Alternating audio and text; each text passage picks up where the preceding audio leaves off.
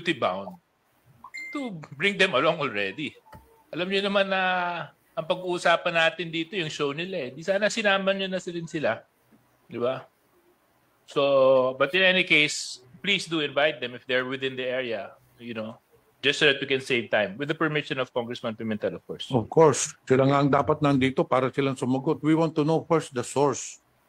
Ano pinagbasihan nila na mag-aligasyon sila ng itong 1.8 billion pesos? Anyway, since the anchor persons are not here, to put it in record, we have here the Finance Officer of Congress and we have the Secretary General from Congress.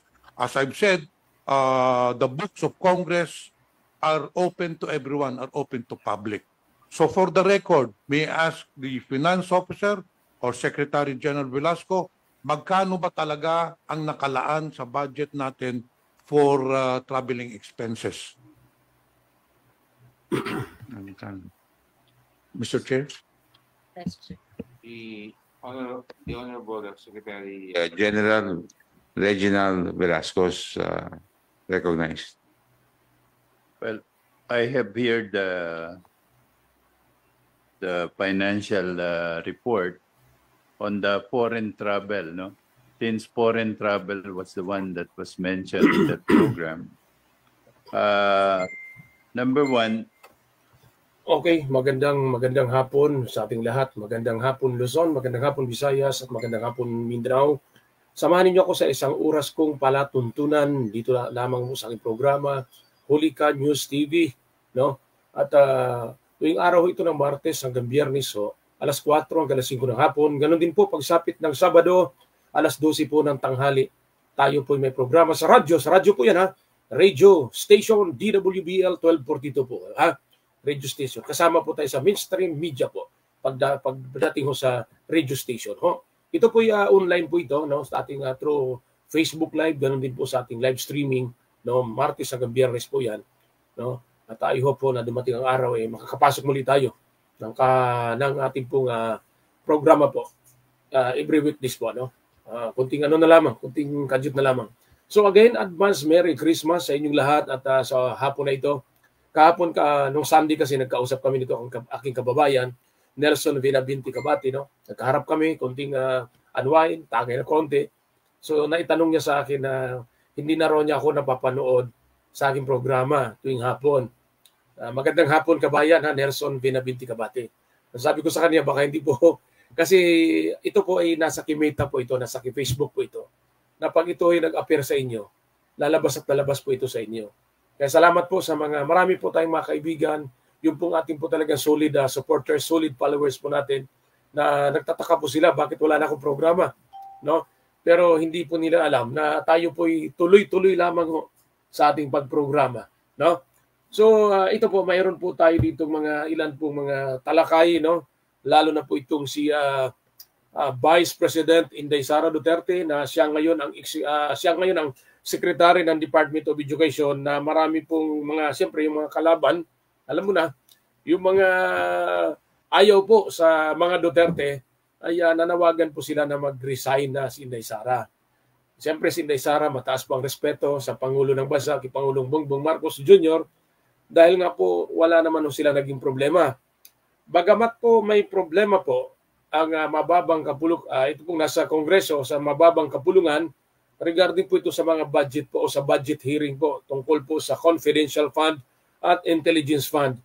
Kaya lamang ho nakakalungkot dahil nga nakita ko po ngayon, sabi po nila ay malaki po ang maging pagbabago kapag nakaupo po si Pangulong Bongbong Marcos Jr. Pero yun pa rin, katulad ng dati, nakita pa rin po natin na hindi pa rin ho talaga sapat na para mabago ang ating bansa. So marami pa rin po tayong nakikita.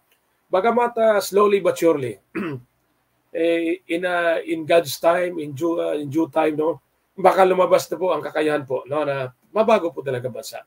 So patuloy po ang mga infrastructure sa program ng isa nga po sa pinakamalaki pong ahensya o isa po sa ahensya na talaga pong dyan pinagkukunan o dyan po sila nagkakaisa, dyan po sila nagsama-sama, yung pong Department of Public Works and Highways. Okay? Excuse me, ha? For the office. Ito po hanggang ngayon, medyo pa rin po ang boses natin dahil po dito po sa sipon. Ang ubuhon natin hindi masyado, no? But anyway, salamat po. Sabi po dito ni Alvin Umandam Taata, magandang hapon po, Kuya Joe. Salamat ng marami. At ito pong mga empleyado ngayon, happy po sila. Lahat po ng empleyado, malamang po 99%, hindi man 100%, malamang po 99%, happy po sila. Dahil magpapasko, siyempre po bigayan ng 13-month pay, no? 13-month pay, at ganoon din po yung kanila pong bonuses, di ba? Yung 14-month pay ang tawag po doon. Kadalasan po sa mga bonus po nila ay 100%, no? Yung isang buwang sweldo po. So mapalad po ang mga manggagawa na mapagkalooban po. Ha? Sabi po dito ni Kabayan Nelson Binabinti Kabati, Merry Christmas Kabayan. Salamat Kabayan at salamat din po sa pamilya ninyo at napakaganda po ng aming pagharap. Talaga hong ang sarap po pag minsan po makaharap mo yung iba't ibang mga tao, lalo na mga kaibigan mo na alam mo naman talaga pong matagal mong panahon sila nakakasama. Di ba? Sila po yung mga tunay nating mga kaibigan. Meron naman pong iba, kaibigan ka lang kapag meron ka. Di ba? Tama ba Kabayan, Nelson? But anyway, ganun talaga ang tao. Ano yan kaugalian natin yan. Di ba? Mahirap naman po. Okay, i-share lamang po ninyo ito at napakaganda po ng ating pong talakayan sa hapon na ito. Ngayon, ano po ang masasabi po ninyo dito po sa hidwaan po o sa bangayan po ng Uniteam? No? Bagamat si Pangulong Bongbong Marcos Jr. nasa gitna lamang, di ba? Pumagitna lamang siya, wala po siya, mataas pang respeto. Pero nung nakaraan, sabi niya, yes, tama yan. O, sabi ni Kabayan Nelson, yung may mga kaibigan kapag meron ka lang. Pero pag wala ka, wala rin po sila. Pero salamat pa rin po. At least may kaibigan tayo Kabayan. Di ba? So yun po ha.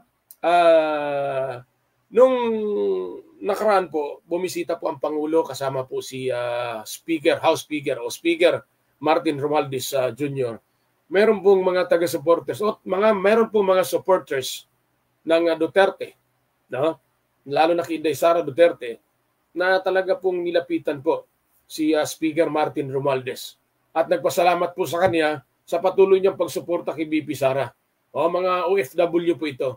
At natamaan pa nga doon sa plug hong hawak nitong taga-suporta. Wala lamang ho tayong video nakuha. Dahil ang hirap po dito, panayon natin ang share ng video. Mahigpit po si Facebook, no? Pero anyway, sana mapagbigyan tayo ni Facebook na maintindihan po niya yung ating pong mga ginagawa. Di ba po? So yan po, pumunta ho sila roon at pinakita po nila ang suporta po, no? Kay Inday Sara Duterte. Maging pong dyan po sa Fiskalya. Kasi nagsampa po ng kaso, ito pong si Representative Franz Castro na ang ACT Teachers Party List regarding po sa grave threat na yung ayon di umano, tinatakot daw po siya ng dati pong Pangulong Duterte. Alam mo ninyo, yung pong mga salita, lalo na in public, on air, halimbawa katulad nito, nagsasalita ka ng hindi maganda, nanakot ka, common sense po yan, tandaan po ninyo. Ang isang taong gusto ka pong saktan o gusto ka pong lamangan, hindi na po magsasabi po yan, hindi na po magsasalita po yan. Pero yung mga tao po na nagsasalita in public, lalo na po sa kanila pong programa sa telebisyon, programa sa radyo, maging pong programa sa Facebook, no, sa kanila pong live streaming, di ba? Wala pong 10% lamang po ang totoo diyan. Ibig sabihin po, kumbaga sinasaywar ka lamang nila. Kaya doon po sa case po ni Representative Franz Castro po, sinasaywar lang po sa palagay ko, sa aking pong pansariling pananaw at opinion, malamang po sinasaywar lang po ni dating Pangulo Duterte. Magaling po sa ganyang strategy po ang dating Pangulo. Naalala po ninyo ang syudad po o ang Davao City. Ano po ang ginawa niya? Ipinakita niya yung kamay na bakal, yung batas po na kamay na bakal. At ipinakita rin niya po ang mga maanghang at mga masasamang lingwahe na kanyang mga sinasabi sa tao. At siya mismo rin po hands-on siya na para maglibot sa buong syudad. At kapag mayroon hong nag-violate, maging kapamilya niya o maging siya, ang timaan ho, pinapakulong ho, ipinapatawag niya. So nakita po ng mga taga Davao City na 80% o higit pa na naniniwala po sa kanila, sa mga Duterte. Dahil bakit kamo? Kung hindi po sila pinagkakatiwalaan ng mga batang Davao, di ba? Mayroon po tayong Kangkalo, mayroon po batang Davao. Yung mga taga Davao, Davao City, lalo higit sa lahat, kung saan po ang kanilang baluarte, abay, hindi po sila iboboto. Yun po ang aking pong pananaw. Di ba? Katulad ngayon, isa po sa punto po na nakita ho ninyo, nagkaroon na ho sila na dito ng ano. Sabi po dito ni Arlene Santa Clara, Ma'am Arlene Santa Clara from Naik po yan, Naik Cavite po. Merry Christmas po. Salamat po sa inyo. Merry Christmas din advance. So nakita po natin, no, ang kanila pong paano po sila paano po nila ipinapalakad o paano sila mag-govern sa Davao City. Katulad ko rin po na minsan po ay maanghang din ako. Hindi lang po minsan, madalas po pag ako nagsalita po, diretso, madalas po akong nagsasalita na maanghang na salita. Dahil nga gusto ko po na maging matuwid at maayos po tayo. Ngayon, kung hindi naman po tama yung aking sinasabi na wala namang katuturan, huwag niyong pansinin. Diba? O di kung gusto niyo, balikan niyo rin pa ako ng salita. Nakita po ninyo ang aking mga video po, simula pa sa simula na nabuksan itong Hulika News TV. Dahil dati po talaga, nasa radio program po tayo, nasa radio station. Bagamat hanggang ngayon, every Saturday po, mayroon pa rin tayong programa sa radyo. Kaya po, kabilang po tayo doon po sa sinasabi po nilang mainstream media. Yun naman katulad nito, na programa po sa Facebook, ito po yung online program. At marami po ngayon, halos po karamihan po ngayon ay nasa online na po. Because of social media na talaga pong, ito ho'y isa po sa pinakamalaki po at malawak po na ginagamit po ang social media through Facebook at iba pa. So yun nga ho, ganun po magsalita. Nakita ho ninyo si VP o Vice President Sara Duterte, Inday Sara Duterte, na siya din po ang Secretary ng Department of Education. Anong sabi niya doon? Meron po siyang binanggit na tambaluslos. Ang tambaluslos po, i-word po ng mga Cebuano o Bisaya po yan. No? Mga Bisaya. So pagka inintindi mo yan, hindi magandang salita. Pero doon po sila minahal ng tao. Dahil nga po, diretso po sila magsalita. Ayaw po nila ng mga tawag nito, flowering word, no? Yung mga sinasabing napaka-sosyal, napakaganda pakinggan, magalang kamo, pero pagtalikod, walang hiya din naman pala. Diba? Sila po, diretso po sila. Pag sila nakakita sa'yo na okay ka, tama ka, okay ka sa kanila. Pag hindi ka okay sa kanila, diretso silang magsasalita. Kung ano ka at sino ka. Yan po ang tatak ng mga Duterte. Kaya nga po marami po nagtanong sa akin. Dahil alam po nila na nung panahon po ng dating Pangulong Duterte, isa po tayo sa taga-suporta. Bagamat po, bago po magtapos ang kanyang termino, during pandemic po, talaga pong binabatikos ko na. Hindi po si Pangulong Duterte, kundi po yung kanya po mga alipores na kung saan napakalaking question mark para sa akin. Ito po mga naglabasan po mga issue na ang problema po hanggang ngayon, hindi ko pa po alam kung ano na po ang nangyari sa kanila. Katulad po lamang doon po sa issue ng korupsyon ng Department of Education during pandemic, yung laptop at iba pa.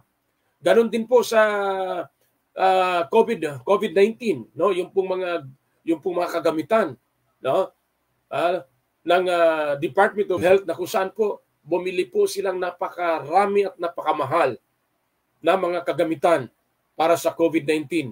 At talaga naman kailangan natin bumili for our security, para po sa ating kaligtasan at kalusugan na rin. Kanya lamang ho, nakita ho natin doon na ang laki po talaga ng diferensya ng mga presyo, lalo na po sa ibang bansa. Diba? So nakita natin na, sabi ko nga, ang pinakaayaw ko sa lahat, kahit pa taga-suporta mo ako, totoo po yan. Kahit pa taga-suporta mo ako, kapag may nakita ako sa iyo na may issue ka ng korupsyon, hindi tayo pwede dyan. At marami din po sa aking mga kasamahan, marami din po akong makasamahan na talaga pong nawala na rin sa akin dahil nga siguro sa akin pong pangugali. Sabi ko nga, ganito ho kami talagang mga Bisaya. No? Ako kasi po, pinanganak at lumaki po sa Cebu. So Bisaya pa ako. Nalipat lamang ako sa Bicol nung ang aking nanay ay naroon din sa Bicol. So ako talaga laking Bisaya. Kung napansin po ninyo, ang aking intuition ho, ang aking pong tono ng pananalita ay Bisayang dako. Di ba? Sabi po dito ni Ma'am Arlene Santa Clara, God bless and more power po sa Hulika News Online TV. Salamat po Ma'am Arlene Santa Clara. Kasamahan ko rin po ito sa aking mga dyan po sa probinsya ng Cavite. Salamat po sa inyo at advance Merry Christmas sa aking mga kasamahan. So ngayon, yun po. Kaya napansin ko po ngayon na sabi ko nga sa kanila, alam po ba ninyo, isa po sa pinaka-powerful na politiko. Ewan ko sa inyo kung maniwala kayo. Sinubok na po ng pamilya Villar. Tumakbo na po si Manny Villar ng pagkapangulo na kung saan po napakalakas at ang taas po ng kanyang rating no nung during the time ng campaign, pero tinalo po siya ng dating Pangulong Noynoy Aquino, no? Sinubok na po ng Villar tumakbo sa pagkapangulo pero hindi po sila nagwagi. Kung naalala ho ninyo si dating Pangulong Gloria Macapagal Arroyo, iba ho ang kanya pong karisma. Iba po ang kanya pong kakayahan. Matalinong babae po. Nakita ho ninyo nung tumakbo po si dating Pangulong Duterte, siya po'y nakasuporta. Ano po ang nangyari? Nanalo po ang dating Pangulong Duterte. Ngayon naman po, sinuportahan niya ang unity team. Pinagkaisa niya ang Duterte at Marcos. Kaya po, napakalaki po ng agwat sa kanilang kalaban. Magandang hapon po ha, Primong Rafi Padua Buaraw from Barangay Viente Reales, Valenzuela City, Metro Manila. Salamat ha, Primong Rafi Padua Buaraw. At ang pamasko ko, Primo ha, huwag mo na lang ibalot. Ha? Okay, so yun po. Ang laki po ng agwat ng kanilang pagkapanalo. Despite the fact na mayroon pong issue ng dayaan o anumang mga extraordinary na mga situation. Wala akong pakialam doon dahil yan naman ay dinidinig na po yan at pinapaimbestigahan. Ang laki po. Dahil po sa utak o talento po ng dating Pangulong Gloria Macapagal Arroyo. Ngayon, ang dating Pangulo ay naging pong congresswoman sa isang distrito po sa Pampanga, sa probinsya ng Pampanga. Ganun ho kagaling ito. Ikinulong. Ito po yung hospital arrest o house arrest. Di ko alam kung ano po ang pinakahuli po na estado po niya. Bago po siya pinalaya sa bisa po ng dating Pangulong Duterte. So yun po ha. Tumakbo, nanalong pagka-congresswoman. At naging pang speaker ng Kongreso si dating Pangulong Gloria during the time ng Duterte administration. Okay, bati muna tayo dito. Sabi ni Primo Rafi Padua Buaraw, salamat Primo, pasyal ka naman dito sa bahay. Ay okay Primo, papasyal ko ako ha. Sigurado yan Primo, ikaw pa. Alam mo naman, malakas ako sa iyo. Mga kasama ko ito ng panahon ng eleksyon. Barangay eleksyon. Okay? Tugtog muna tayo ng Merry Christmas para po naman mapasigla natin. Ha? Malapit na, ilang days na lamang. Ha? Ilang days na lamang, Paskong Pasko na.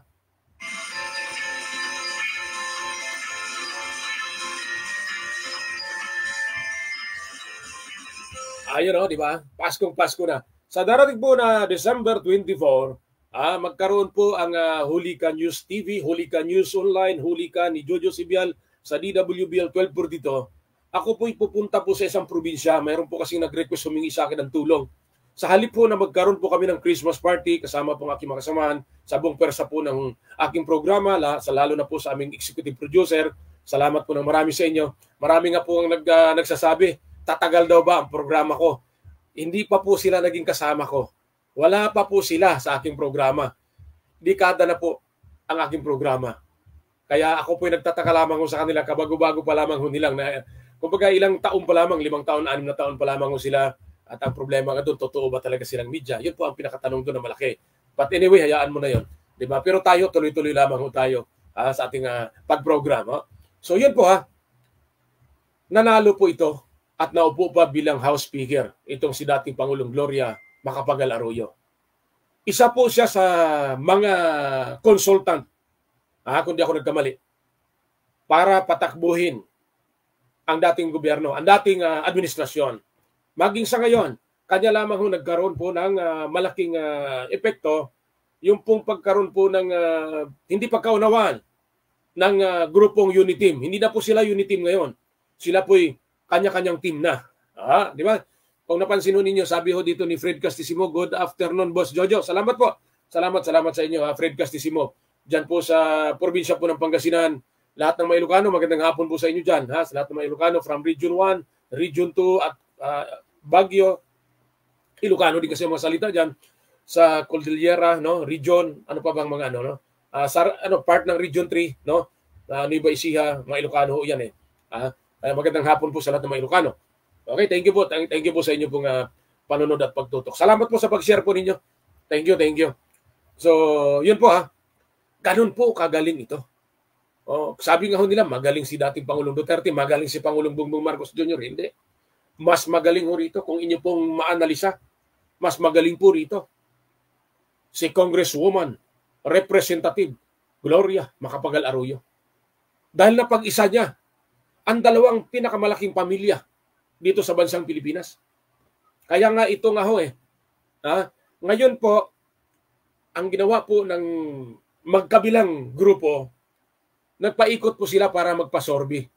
Alam po ninyo, hinuhubog na ho nila ang kaisipan ng tao na ito si ang malakas. Actually kung titignan naman ho natin, ito pong si House Speaker Martin Romualdez, sa tingin ko okay naman. Kanya lang mabigat ang politika. Kaya nga kung naalala ninyo ng mga nakaraan, katulad nitong video na ating pong iprinisinta kanina bago po tayo magsimula, pinaimbestiga ng SMNI. Bakit? Anong dahilan? Dahil lamang po yan sa mga bagay na hindi nila nagustuhan. Dahil sa mga komentaryo na hindi nila magustuhan. Kung nakita ho ninyo, yung mga nasa mainstream media, wag po yung mga vloggers. Kasi mga vloggers mayroon talaga silang tinatayuan kung saan po sila. Halimbawa, vlogger po sila ng mga Marcos, vlogger po sila ng Marcos. Vlogger po sila ng Duterte, vlogger po sila ng Duterte. Vlogger po sila ng mga Dilawan, vlogger po sila ng mga Dilawan. Ganun po. Ang mainstream media madalas pong sinasabi nila ng mga bayaran. Pero tignan niyo po ang kanilang mga programa. Tingnan po ninyo kung paano po nila tinatalakay ang magkabila. Kaya kung napanood ninyo, maging po sa kanila pong Facebook Live, makita po ninyo ang kanila pong mga kanya-kanyang pananaw at opinion sa buhay. Katulad ko rin po, na may sarili din akong pananaw. Kaya ulitin ko po, dati po tayong taga-suporta. Hinubad po natin na dapat nasa gitna lamang tayo bilang isang media practitioner. Hinubad ko po ang pagiging media practitioner ko para sumuporta sa dating Pangulong Duterte. Dahil po ako'y naniniwala na kapag siya po'y naupo, malaki ang maging pagbabago sa bansa natin. Ngunit, ito'y napagsamantalahan. Di ba? Napakaganda po talaga. Nakita ho natin ang laki po ng pagbabago nung kanyang panahon. Pero ang problema, hindi niya ho na-control ng buo. Yung issue ng korupsyon, siya rin may sabi, huwag ho kayo magmalinis. Pare-pareho. Naalala ho ninyo yung issue po ng vote buying, siya rin ho'y nagsalita. Si dating Pangulong Duterte. Ganun po siya kaprangka. Ganun po siya kaprangka. Kaya lang, siyempre po, wala na siya sa posisyon. Maniwala po ba kayo? Karamihan dito sa mga kongresistang nakaupo ngayon. Dating kakampi niya ito nung siya naging Pangulo. Kaya ganun po kasimple ang politika. Ang politika kung sino po ang nandyan, sunod sa agos, parang mga water lily lamang ang mga ito. Mayroon po talagang nanindigan na simulat sa poll talagang hindi nagbabago, hindi nagpalipat-lipat. Pero halos po silang mga mambabatas, wala pong ibang ginawa kundi magpalipat-lipat. Dahil ang habol po nila, sila mabigyan ng magandang pwesto bilang mambabatas at sila mabigyan ng pondo bilang mambabatas. Wala pa tayong topic dito na korupsyon. Kaya nga one time po, nung makita ko po sa isang video, sa isang vlog ako'y magtatanong lamang, baka ho'y magtampo na naman sa akin, katulad po sa nangyari po ni Ka Eric at ni Dr. Badoy, na nagtatanong lamang sila'y pinatawag. At malaunan, nabalitaan natin na sila'y ikinulong. At malaunan din, sila'y pinalaya. Samantalang mahigpit ang kanilang mga sinasabi nung panahon. Kaya nga sabi ko rito, para lamang ho tayong mga kengkoy-kulokoy. Pagkatapos natin magbitaw ng salita bilang isang mambabatas na ang tanong nga po ni Congressman Acop, ayan po, nasa video, nasa picture po natin si Congressman Acop, nagtatanong sa committee po ng hearing na yon, na dapat mayroon tayong exact date o ilang araw ba dapat ikulong ang isang na contempt na resource person. May sumagot, ito pong si Congressman Pimentel. Ang sabi niya hanggang matapos po ang hearing na ito na hindi siya magsasabi ng totoo, ay hanggang doon sila ikukulong. Yun po ang kanyang sabi. Pero nagulantang ako nung bigla na lamang pinalaya o pinalabas ang dalawang nakakulong. Dahil sila po'y sumulat sa Kongreso. At ang Kongreso po'y pinagbigyan po sila At the same time, meron din po silang final na complaint sa Korte Suprema. At nabalitaan din natin, yun nga ang problema dito, magtatanong lamang din ako. Kasi dapat maging wise tayo dito. Maging mapanuri tayo. Pero marami po sa mga video, bago tayo ipatawag, yun munang mga may-ari ng video or yun munang mga nagsasalita sa video, na may ilan po mga retired general, PME here, na nagkaisa para sumuporta sa dalawang ipinakulong. Yun po ang ating pong nakita at nalaman. So ibig sabihin,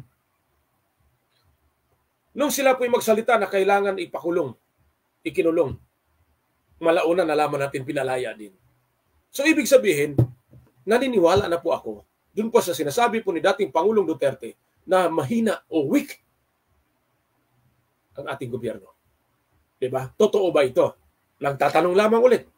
Dahil kayo po mismo nakita ho namin kung ano po ang inyong kakayahan. Okay, balik po tayo dun sa issue po natin na dumidistansya na po si VP Sara o si Vice President Inday Sara Duterte sa UNITEAM.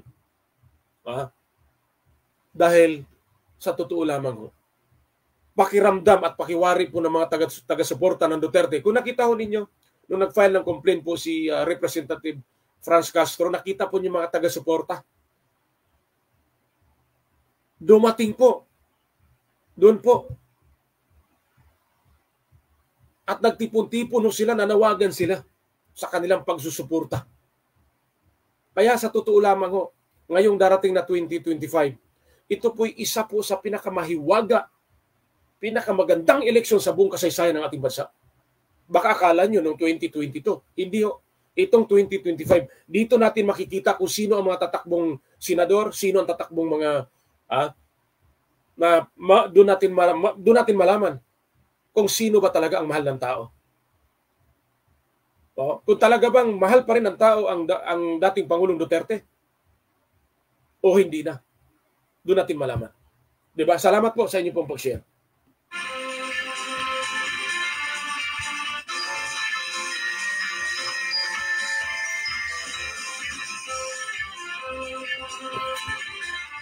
Okay, Pasko na po. Maraming salamat sa inyo. Advance Merry Christmas sa inyo lahat. Okay, balik po tayo. Ang ginawa po nila, gumawa po sila o nag-hire po sila ng mga taga-Sorby. Marami din po mga vloggers na nag-Sorby na rin. Ang kanila pong pinagtatapat ay ito pong si Senador Idol Rapi Tulfo at si VP Inday Sara Duterte. Or either, kung nakita ho ninyo yung Sorby po ng Pangulong Bongbong Marcos Jr., si Vice President Sara Duterte, si Senate President Mig Zubiri, si Speaker Martin Romualdez, ganon din po ang Supreme Court, Chief Justice. So 5 po sila. Kaya nakita ko natin ang kanilang Sorby kung ano po ang nangyari. May umangat, may bumaba.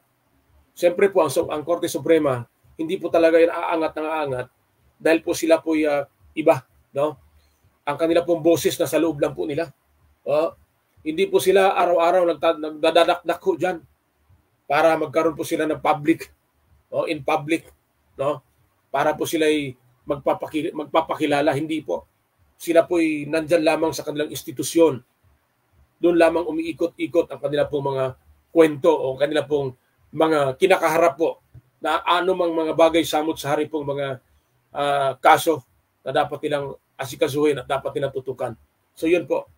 Nakita po natin, di ba? Ang laki po ng pagkakaiba. So ngayon, ginawa ho nila, nagpa-Sorby po sila. Dito sa Metro Manila halos hindi ho nagkakalayo or minsan po nakakalamang po si Senador Rapi Tulfo. Dahil po sa kanya po mga ginagawang programa, pagtulong sa kapwa, pagtulong sa tao, sa kanyang programa sa telebisyon at lagi sa radyo.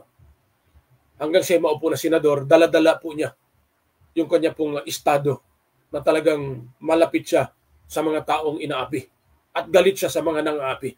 At kung nakita naman ho natin, talaga pong ginamit niya ho yan hanggang po sa Senado. Kaya yun po, medyo umangat ng konti, maging pantay, aangat ng konti kay VP Sara Duterte. Ngayon, yung pong tungkol kay Vice President Sara Duterte, mabigat po. Kung hindi po magaling itong mga Duterte babagsak na yan. Parang bulalaka ho na galing sa langit, babagsak ng dire-diretso, wala akong masabitan. Pero anong nangyari ho? Kahit ho, binatikos, kahit ho, pinagtulong-tulungan nila, di ba, nakita mo ho, kumakapit ho, si Vice President Sara Duterte. At kung nakita ho ninyo, naglilibot ho siya sa iba't ibang probinsya, maging sa Pangasinan, sa Mindanao at iba pa. Ang dating po ng tao, sinalubong po siya ng katakot-takot ho talaga ng papuri at pagsuporta. Base po yan sa ating pong mga nakita at ating pong obserbasyon. Hindi po tayo dito nagpo-promote, nag-aangat. Hindi po tayo dito katulad sa iba. Na kahit mali na, kahit sablay na, ito tuwid pa. Ang programang ito ay iba ito. Hindi po ito programa na when you do right, you are wrong. When you do wrong, you are right. Hindi po. Tayo dito, ang tama ay tama, ang mali ay mali. O, hindi po tayo nagmamalinis, hindi rin tayo nagmamagaling. Marami po nagagalit sa akin. Alam ko po yan. Pero ako'y natutuwa. Habang nagagalit sila, dumadami naman po at pinag-uusapan po ako. Di ba? Ganun lamang po yan eh. Publicity pa rin yan. Di ba? Sa napakarami pong magagaling po ngayon na vloggers, wala ho tayo doon. Gahibla ng buhok, hindi po tayo kabilang doon sa mga magagaling. Oh. Malayong-malayo ako sa kanila. Pero ang isa lang sa pinakamaganda doon ay straight tayo sa ating tinatalakay at pinag-uusapan. Kapag ho tayo ay pumanig sa mga Marcos dahil mayroon tayong pinuri natin ang magandang nagawa ni Pangulong Bongbong Marcos Jr., meron po sa ating magko-comment against po sa atin pong sinasabi. Pag dito naman tayo pumanig po sa mga Duterte, diba? Duterte, pumanig ho tayo. Titirahin naman tayo ng komento ng kabilang panig. Ganon din po sa Dilawan, ganon din po sa mga makakaliwa. Pag tayo ho'y mayroon tayong nakita po, kaya nga sabi ko nga ho, ako po'y nagpasalamat sa mga makakaliwa o galing po sa New People's Army, CPP-NDF, na nagbalik loob sa gobyerno. Ako po'y sumasaludo sa inyo at nagpapasalamat. At ipagpatuloy po ninyong suportahan ng gobyerno natin para po sa kapayapaan at ikaayos para upang umunlad ang bansa natin. Katulad ng dati kong sinabi, at tayo mga Pilipino matatalino at magagaling. Sayang yung talino at galing natin na hindi natin nagamit sa tama, kundi po nagamit natin sa ating pong pagbabanggaan at bangayan at pagalingan. Diba? We are one nation. Dapat maging one team tayo. Diba? Kung may nakita tayong pagkukulang at pagkakamali ng isang leader ng ating bansa, ituwid natin. Paalalahanan natin. Walang masama. Batikusin mo. Manawagan ka na Pangulo, mali yung ginagawa mo. Walang masama roon. Dahil nakakatulong po yun sa kanyang liderato. Ang sino man na hindi tumanggap ng anumang bagay na komento, opinion, ay hindi magaling na tao yan. Kahit sabihan ka na, katulad ko, sabihan nila ako na wala naman akong kwenta, walang alam, walang problema sa akin. Dahil yun po ang kanilang pananaw. Ang importante lamang ay tayo nagtuloy-tuloy kung ano man po ang ating nasimulan. Sabi ko nga sa inyo, hindi ko po ibinoto ang kasalukuyang Pangulo. Pero nakasuporta po ako para po sa ikauunlad at pagkakaisa ng bansa natin. Lalo na sa kapayapaan at pag-asenso ng bansa natin. Pero pag may nalaman ako na issue ng korupsyon, katulad po dyan sa LTO, no, maiba tayo ng konti, lundag lamang tayo ng konti. Napakasakit ng aking kalooban na ang gobyerno mismo ang may problema. At lagi po nilang bukang bibig ang batas na ginagawang batas na ipinapatupad nila. Na bumabiyahe ka na walang plaka, bumabiyahe ka ng ganito. Sino ang may problema noon? Di ba po ang gobyerno natin, ang Land Transportation Office? Pero ang apektado po yung mga mamamayan, yung mga kababayan natin, ayaw po na maintindihan ninyo ako. Kaya please, share this video. Marami po tayong topic na tinatalakay rito. Sa ating programa po, Martes hanggang Biyernes po yan, samot-sari mga topic po ang ating pinag-usapan. Hindi lamang iisa. Bagamat ngayon nakatumbok, ang ating pong tumbok ay ang issue po ng Uniteam. Pero tatalakay pa rin tayo ng iba. Diba? Bukas I hope po na matalakay ko po yung issue po ng peace out, ang issue po ng modernization po ng mga sasakyan, pampublikong sasakyan. Dahil masakit din po sa akin bilang isang mahirap na ganun-ganun na lamang. Bagamat napakatagal na ho yan, nakita ho ninyo, iba tayo ng konti ha, lundag tayo ulit. Sana masakyan ninyo ang aking mga sinasabi. Noong mga panahon Wala pa po yung UV Express na yan. Wala pa yung mga FX at iba pa. O van, Nissan Orban at iba pang mga van. No? Hindi tayo promote ng mga sasakyan. Kundi po binanggit lamang natin ang mga sasakyan na ginagamit ng pamasada ng ating po mga transport group para po sa ating mga commuters na katulad ko din. Konti lamang ang lumabas niyan. Pinabayaan ho ng mga dating gobyerno o dating pong administrasyon. At paunti-unti ho nabuo nila. Bakit ba natin pilitin agad-agad ura mismo na alisin itong mga lumang sasakyan? Bakit di natin sila hayaan, bigyan ng kalayaan na sila na rin mismo ang magsumikap na pagandahin at bumili ng bagong sasakyan? Dahil napakamahal. At isa pang punto ko roon, akala ko ba tayo'y Pilipino? May kanta, ako'y isang Pinoy, sa puso't diwa. Pinoy, ang sabi nila. Pero ang ating pong kinikiter o gustong ipabili ng ating gobyerno ay yung po mga imported na mga sasakyan. Samantalang ang dami pong mga manufacturers ng sasakyan dito sa bansa natin.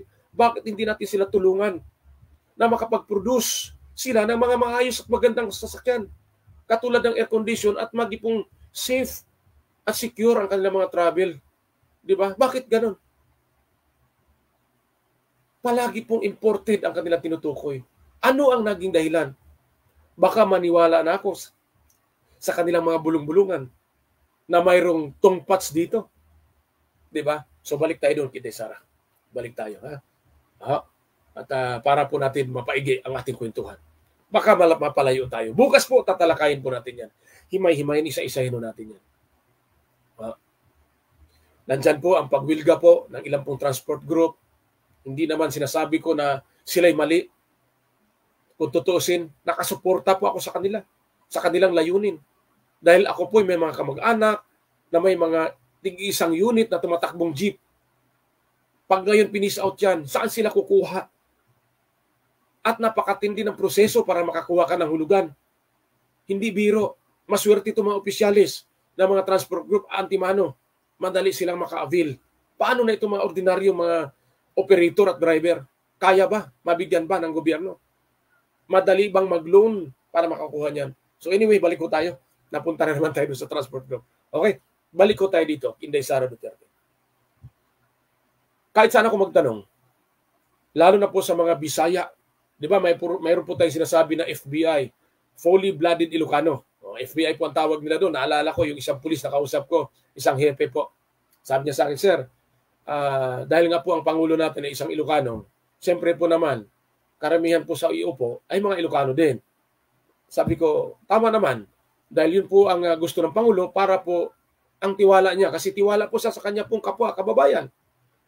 Ganun po talaga. Maging ako, kung halimbawa ako, kung sakali, malabo po mangyari na maging Pangulo tayo, baka Pangulo lamang ng samahan. O pwede po tayo. Ang hanapin ko rin po ay yung aking kababayan. Dahil doon po ako nagtitiwala. Kaya hindi ko pwedeng sisihin si Pangulong Bongbong Marcos Jr. na bakit mga Ilocano ang karamihan niyang iupo. Kung nakita ho ninyo, tingnan ho ninyo. Yung PNP chief ho, retirado na yan. In-extend niya hanggang March 31, 2024. So pagdating ng April 1, 2024, paggising mo sa umaga, makita mo may bago nang nakaupo na PNP chief. Kung hindi na i-extend ng ating Pangulo. Dahil ang ating Pangulo, siya po, mayroon po siyang jurisdiction na kaya niyang ipa-extend, kaya niyang putulin ang serbisyo ng alinman na mga manggagawa sa ating bansa, sa gobyerno. Manggagawa ng gobyerno. Manggagawa ng gobyerno. Pag ginusto niya. Lalo na po itong mga tinatawag po na mga co-termino. Di ba? Maliban na lamang doon sa tatanggalin, dahil meron po mga kaso, iba rin ho yun. Di ba? So yan po ang power ng Pangulo. Because of his executive power. Katulad po sa National Telecommunication Commission, under po niya yan. Metro Manila Development Authority, under po yan ng Pangulo. Hindi po under ng mga senador at congressman yan, kundi under ng Pangulo yan. Ano man ang kanyang desisyon, na sasabihin niyang palitan ko yan, papalitan niya. Antimano, wala pong pwedeng kumadlang. Dahil yun po ang kanya pong mandato, nakagustuhan.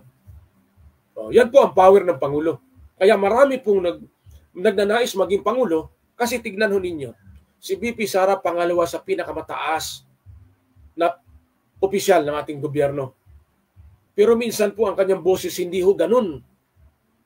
Ang boses niya, ikumpara mo ho sa Pangulo dahil siya po'y Pangulo. Siya'y pangalawang Pangulo. Kahalili lamang. Kumbaga para siyang gulong na sasakyan na reserba lamang. Maghintay lamang siya kung mag-resign ang Pangulo o mamatay ang Pangulo. Yun po ang kanya pong role sa buhay. Or bigyan siya ng authority ng Pangulo na ikaw, Vice President Sara, gawin mo itong trabahong ito. Ikaw, katulad niyan, Secretary po siya ng Department of Education. Pinagkatiwalaan po siya ni Pangulong Bongbong Marcos Jr. na maging Secretary. Tingnan ninyo, Vice President ginawang Secretary. Diba? Lahat po ng mga Secretary, Undersecretary, Assistant Secretary is appointed by the President. So kaya ng Pangulo kahit sino ang gusto ilagay niya unless pumasa sila sa pinakamakapangyarihang commission on appointment. Yun lang, kung di ka pumasa roon, yun ang pinakasablay mo. Pero hanggat gusto ng Pangulo, i-appoint ka, ilagay ka dyan. Wala silang magagawa. Dahil yan ang privilege mo na gamitin mo para ikay mag-appoint. Ganun ho. Kaya halos lahat ho gusto maging Pangulo para makapag-govern sa ating bansa, mamuno sa ating bansa, magawa niya ang gusto niya, mailabas niya ang kanyang kakayahan, ang kanya pong mga gustong gawin sa ating bansa. Lahat ng Pangulo may kanya-kanyang mga proseso, proyekto, programa sa ating bansa. Magkaiba-iba sila ng approach, magkaiba-iba sila ng mga pananaw, ng mga plano, obserbasyon, magkaiba-iba sila. Pero lahat po yan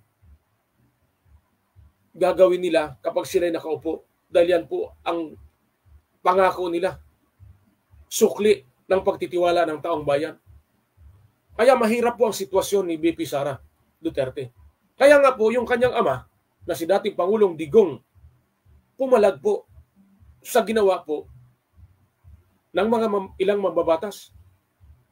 Kaya kung nakita ho ninyo, yung pong network na SMNI, sabi nila, marami po ang nagsasabi na isa yan sa mga haligi o sa haligi na bumabatikos sa mga makakaliwa. At maraming mga retired general na tumatayo na dapat hindi putulin o tuldukan ang NTF-ELCAC, National Task Force, and local communist.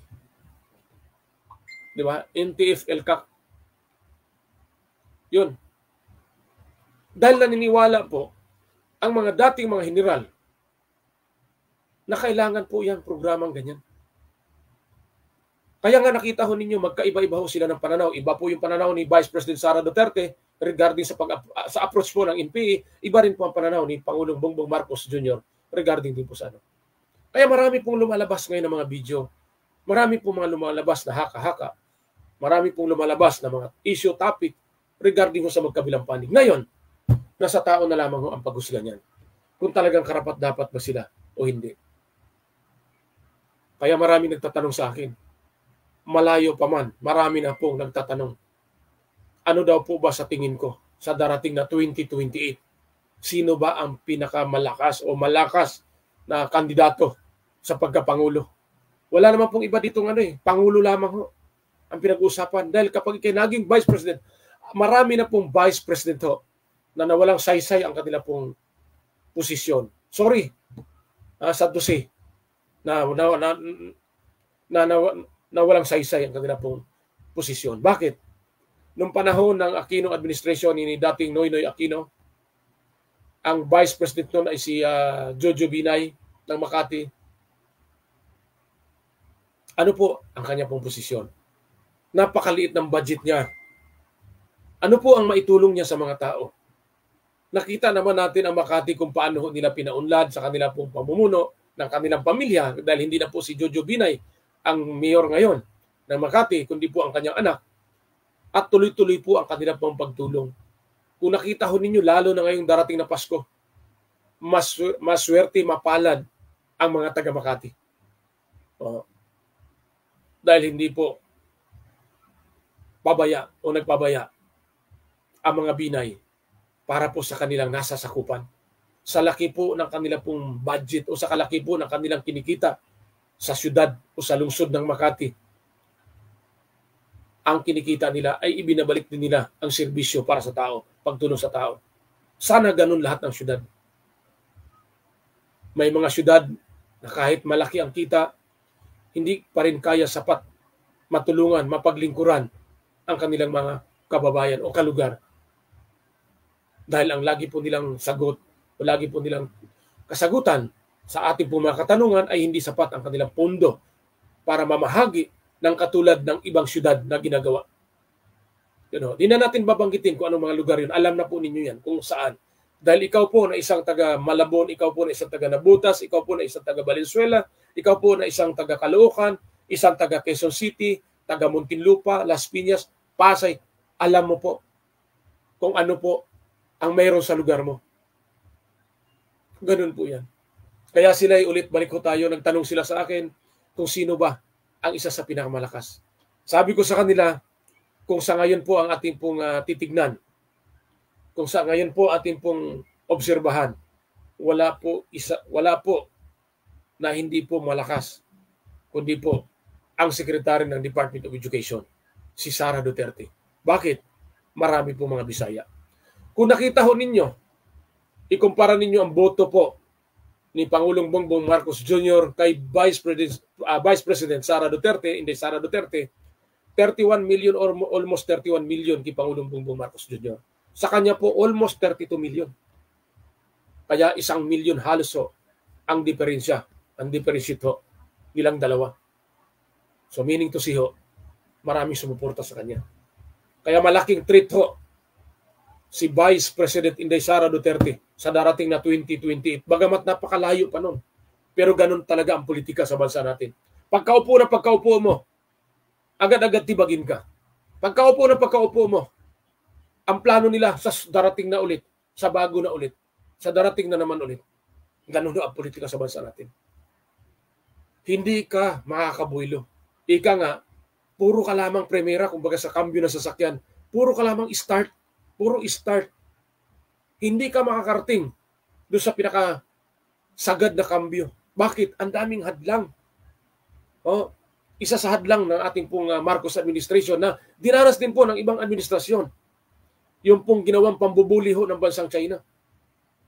Na kung saan kinundina ho ang ambasador ng China na pauwi na, palayasin na dito sa bansa natin. Dahil sa kanila pong ginagawa sa bansa natin. Sarili nating bansa, binabastos nila. Yun po ang obserbasyon at opinyon ng mga taong bayan na kung saan po suportado din po ng ating mga nasa gobyerno, lalo na po ang ating mga mababatas. Di ba?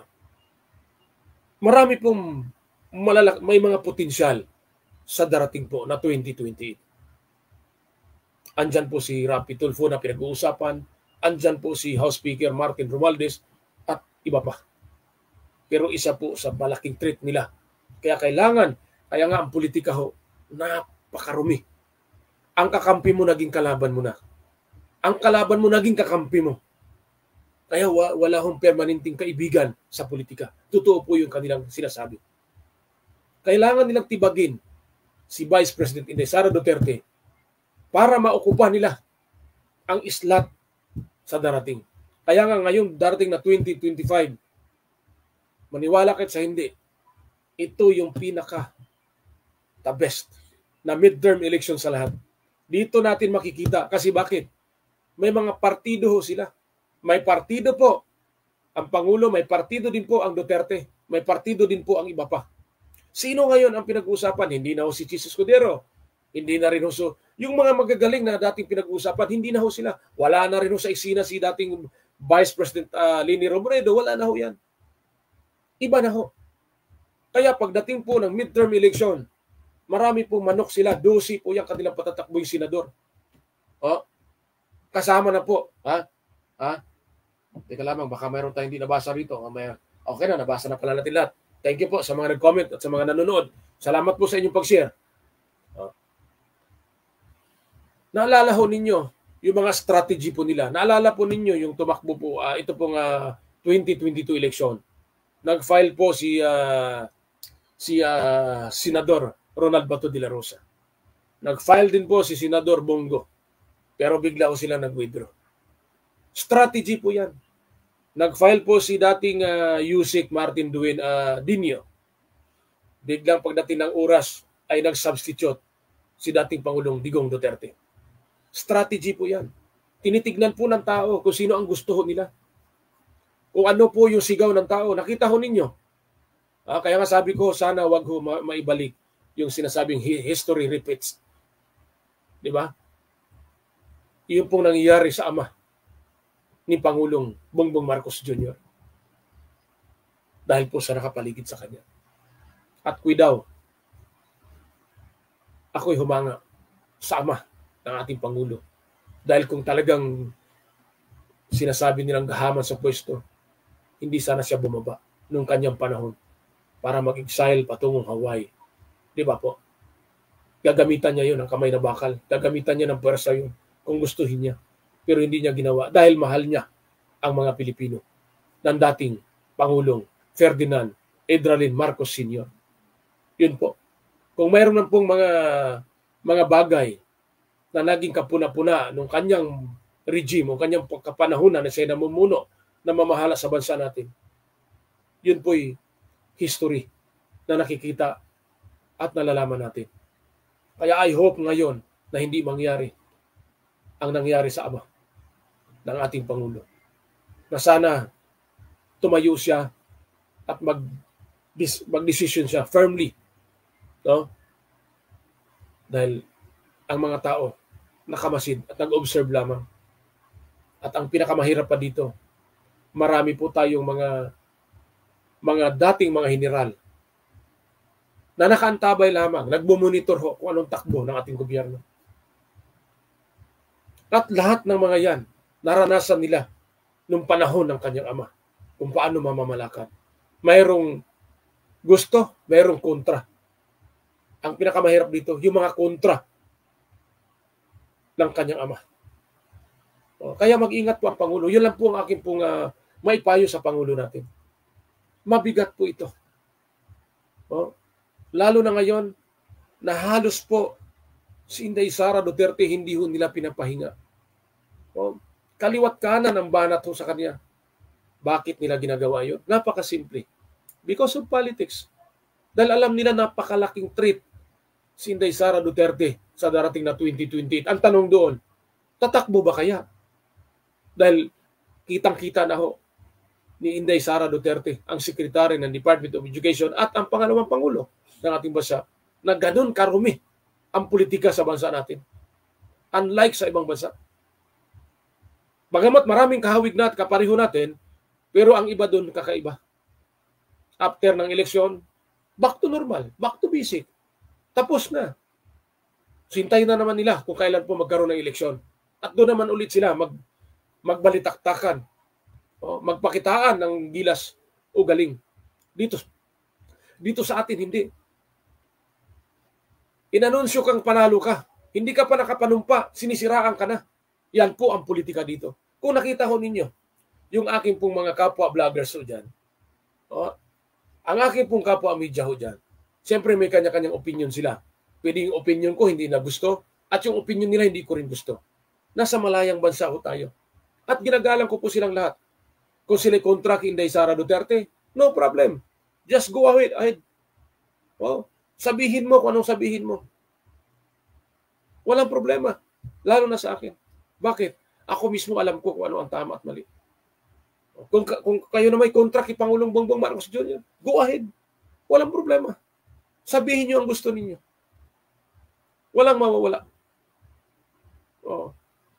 Kaya lang, ang pinakamaganda sana, tayo'y maging ganon. Tayo'y magkakaisa at magkakasundo at magsuportahan. Yun lamang ho ang aking wish ngayong darating na Pasko. Na magkaisa ho tayo. Bigyan natin ng chance. Suportahan natin kung ano man po ang kakayahan. Ngayon, pag walang nagawa, gamitin natin ang ating utak. Huwag na natin ibuto. Kaya lang naman natin ibinuto ang si Pangulong Bongbong Marcos Jr. dahil pamilya ng Marcos. O, ganun lang talaga tao eh. Nagsawa na doon sa mga sinasabing dilawan dahil hindi po sila nakapag-perform na mabuti ayon sa kanila. Kaya binuto nila ang anak ng dating Pangulo na ngayon ay Pangulo na natin. Diba?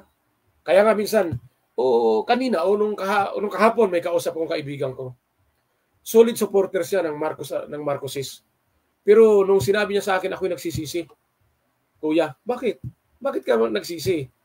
Dahil nakita ko sablay. O, siya may sabi, hindi ako may sabi.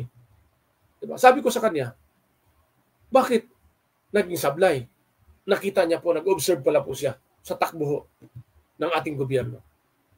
Kaya kayo, sa sunod, maging wise kayo. Pero sa totoo lamang, hindi ko nakikita na tayo po naging wise. Bakit? Kung sino pa rin yung mga nakaupo, yun pa rin po ang ibinoboto natin. Yun pa rin po. Walang pagbabago. May makita man tayong bagong tumakbo na magaling sana at may kakayahan, maganda ang layunin, kaso walang pera, hindi natin binoboto. Kaya wala ho talaga. Mahirapan ho tayong umunlad. May inupo tayo na bagong Pangulo, yan nga po si Pangulong Marcos. Hindi pa nga nakapag-stretch man lamang. O kumbaga hindi man lamang naiangat-angat ang kanyang mga kamay. Sisiraan na, pabagsakin na. Kawawa ang bansa natin. Kawawa ang bansa natin. Gusto ba natin iba ang mamumuno sa bansa natin?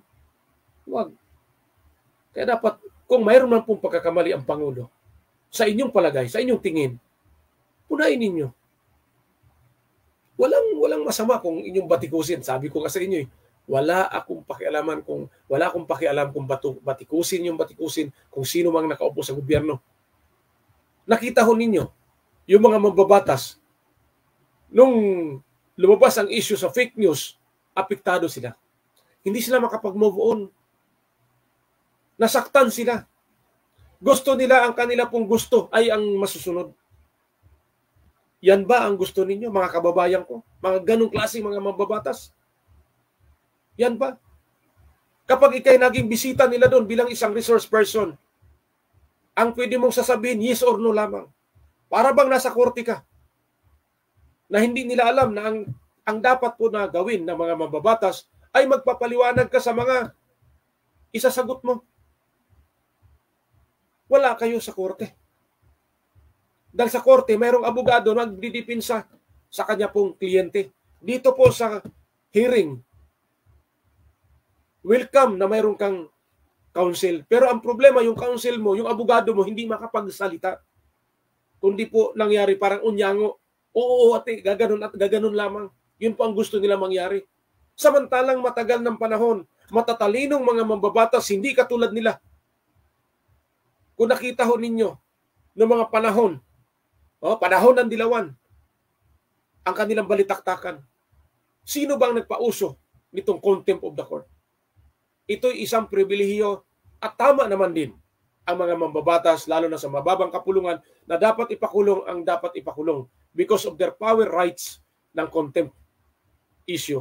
Diba? Sabi po dito ni Nelson Binabinti Kabating, aking kabayan, baka makalimutan mo, pamasko ko.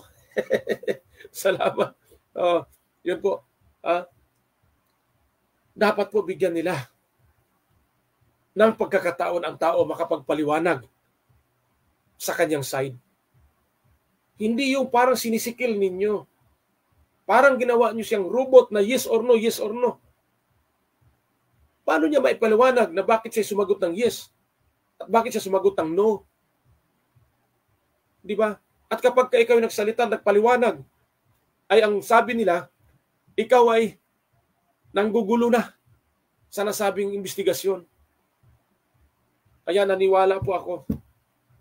Doon po sa isa pong nagsabi sa akin na ang mga mababatas ngayon ay hindi na batas ang dahil hindi nga mga abogado. Pero sorry, magagaling naman ho sila. Kaya lamang ho, dapat ho, gamitin nila.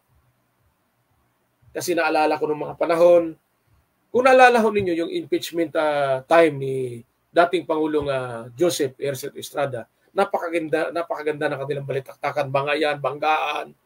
insultuhan, paliwanagan, napakaganda. Mayroon kang mapulot na aral. Pero ngayon, ang kanila, wala ho ako napupulot na aral. Kundi po, wala ako ibang narinig, kundi takutin, i-contempt yung kanilang mga resource person. Bastusin at ipahiya. Simple lamang, anong sinabi ho nila? Ni Kaire, mayroon bang katotohanan na mayroon pong 1.8 billion na travel expenses ang speaker? Eh kung wala, di tawagin nyo.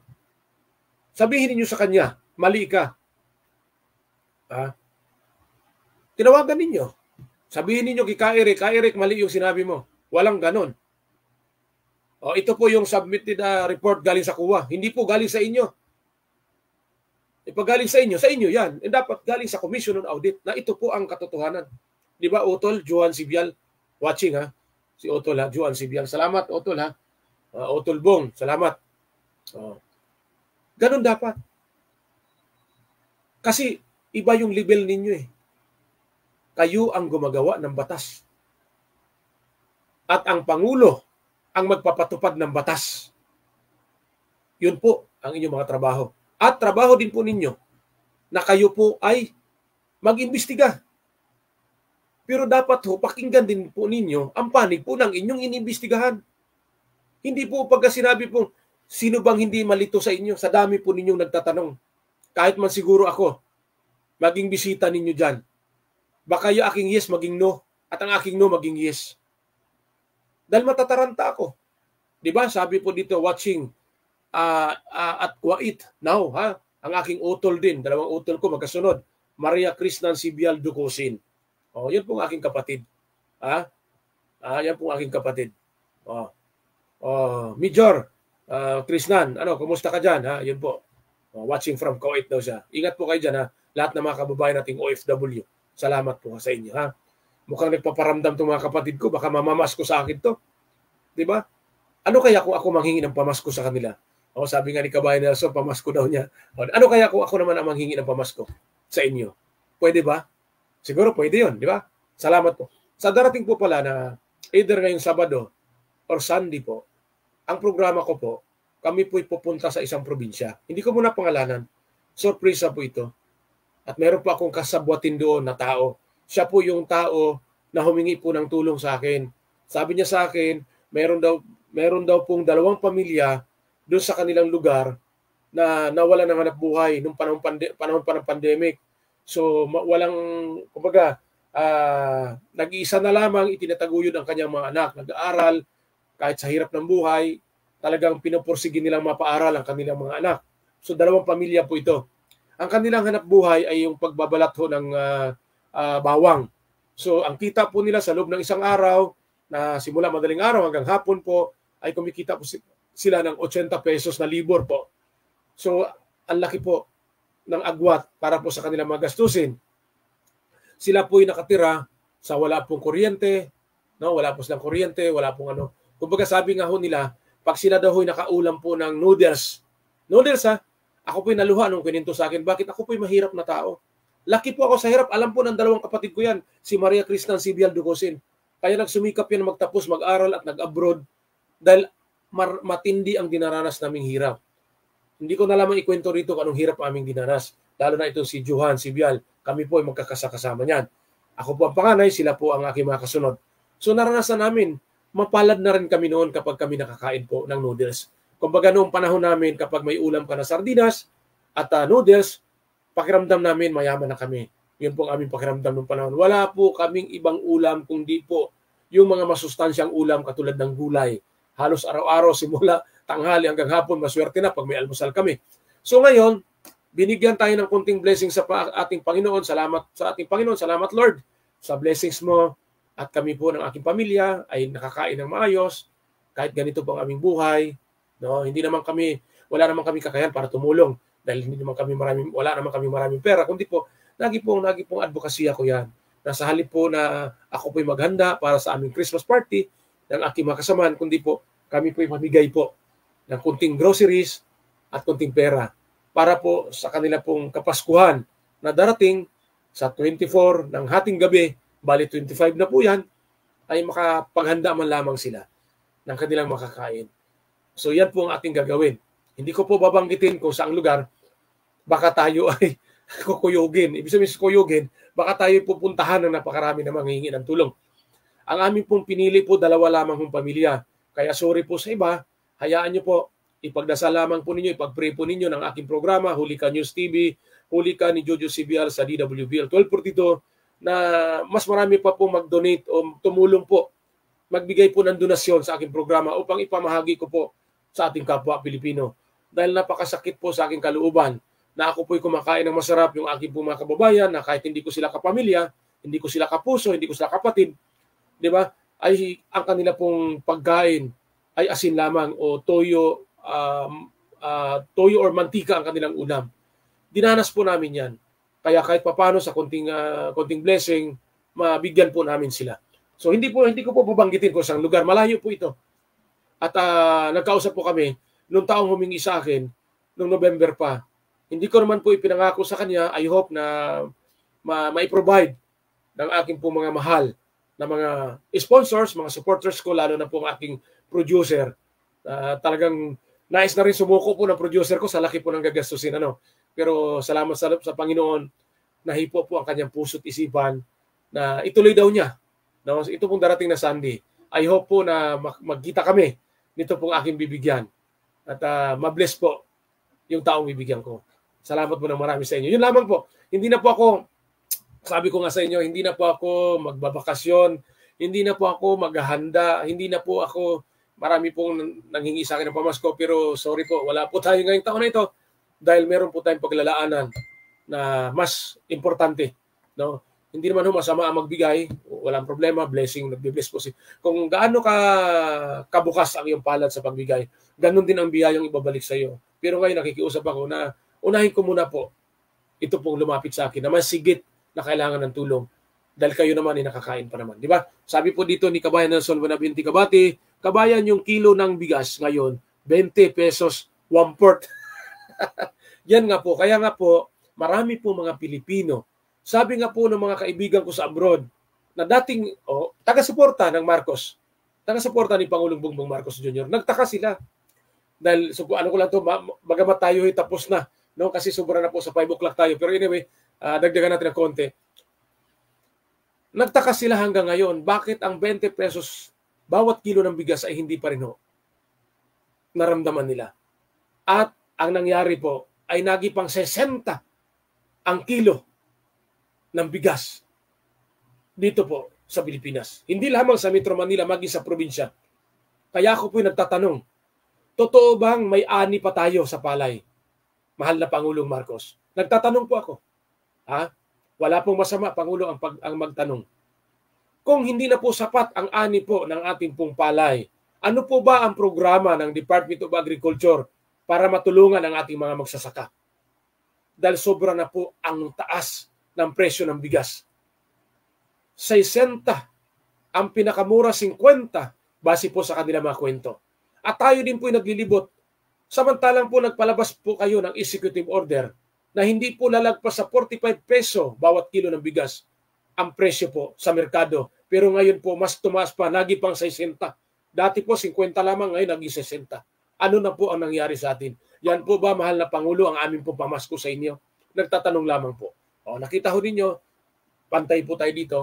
Di ba? Hindi po tayo katulad sa iba na utuin natin ang mga tao para mapapaniwala. Hindi ho. Kung ano po ang sinasabi ninyo, yun po ang katotohanan at akin pong sasabihin. Kapag mali po ang inyong mga sinasabi, hindi rin ko po kayo susuportahan. Kaya tama po si Kabayan Nelson Buenabinti Kabati, bagamat 1/4 kasi ang sinabi niya, hindi naman siguro, Kabayan, baka 15 ang bawat 1/4 kasi 60 na po ang kilo ng bigas na nasa merkado na ating nakikita. So, ibig sabihin, hindi talaga nila kakayanin. Kaya ang tanong ko po, na maiwanan sa taong 2023, sana po pagpasok ng 2024, kahit man lamang 30 na ang bawat kilo ng bigas, maintindihan ko na at sasaludo na ako. Hindi na kailangan abutin pa ng 20 dahil mukhang malabo talaga. Diba? Ang akin lamang panalangin na pagdating ng 2024, hindi na ho tayo maghirap. Hindi na po tumaas ang presyo. Huwag po natin laging dahilan na pangdaigdigang pagtaas ng presyo. Huwag ho natin gamitin yun. Huwag natin gamitin yun. Huwag natin gamitin yun. Ganong mga sagot. Dahil kalukuhan lamang yun. Lagi nating iniisip kapag tumaas ang presyo ng petrolyo, tumataas din ang presyo ng mga bilihin. Bakit ganun? Di ba? Dahil ang sagot ho nila, lahat ho ay gumagamit po ng diesel, gasolina at iba pa. Yan po ang kanila po mga kasagutan. Sana po itong Marcos administration makontrol po nila sa darating na 2024. At yan po ang magipong pamasko sa atin ng Marcos administration. Salamat ng marami sa inyong lahat. At bukas po muli, tayo magkita-kita at magsama-sama sa ating pong palatuntunan, Huli Ka News TV. Mabalos, sabi niya parang tubig ang parang tubig sa ang gripo, pero iniduro, mayroon tubig, parang tubig. Salamat kabayan Nelson Binabinti Kabati. Thank you at mabuhay kayong lahat. Diyos mabalos at mabuhay masang Pilipino. Salamat sa inyong tanan. Salamat sa inyong lahat. At God is good all the time. God bless. Adios amigos. Bye-bye. At lagi tayong magdasal. At malapit na po ang Kapaskuhan. Okay, bye-bye.